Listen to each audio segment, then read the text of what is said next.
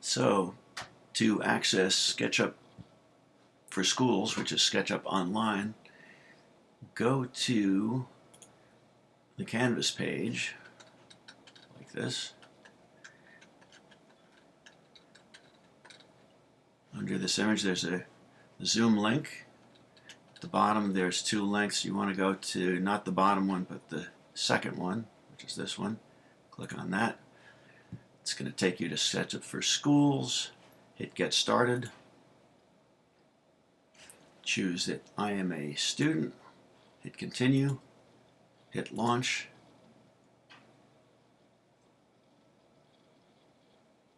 And it should load a new file in SketchUp Online.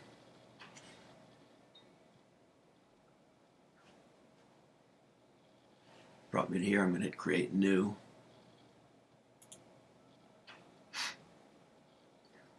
Simple template, feet and inches.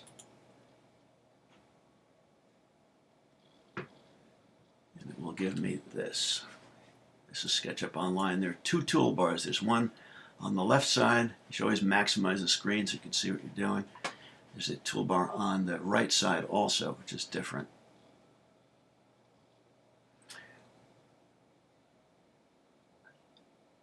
Generally, the keyboard shortcuts are similar to the version we use in school on the computer.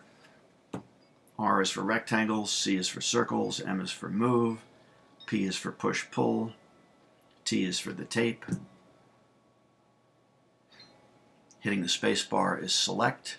So for instance, if I hit R for rectangles, I can click on a point and drag out a rectangle and then tell it how big to be by saying one side is, in this case I'll say 480, comma, and that tells it what the other side will be, 360, and then hit enter.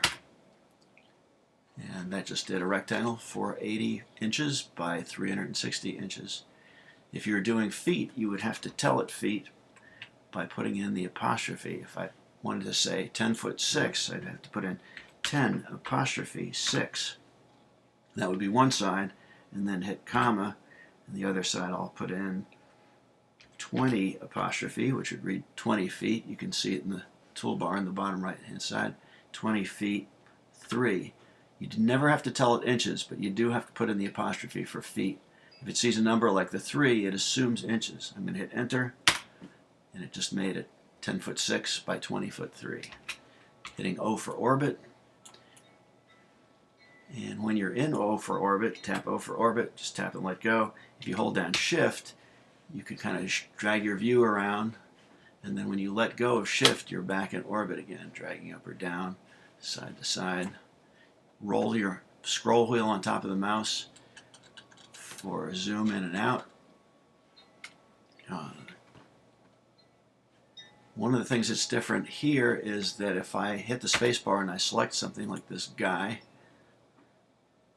you can right click and get options like hide, erase, lock, explode if it's a group or a component. You've got cut up here, which would be Command C on a computer or on a Chromebook, Control C.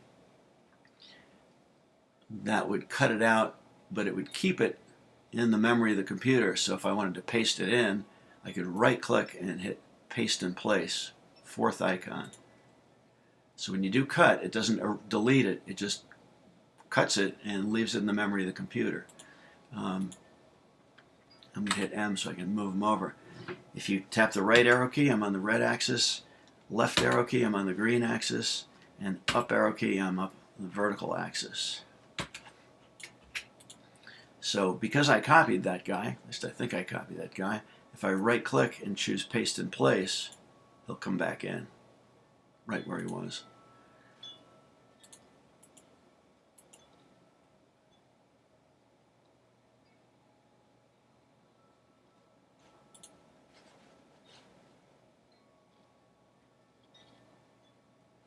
C for circles.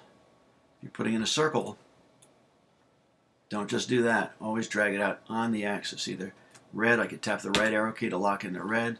I could tap the left arrow key to lock into green. I could hit the up arrow key, which right now it's not doing any.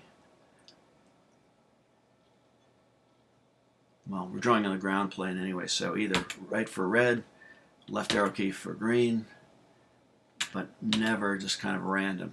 Causes a problem because you're really making a polygon with line segments that wouldn't be lined up unless you put them on the axis.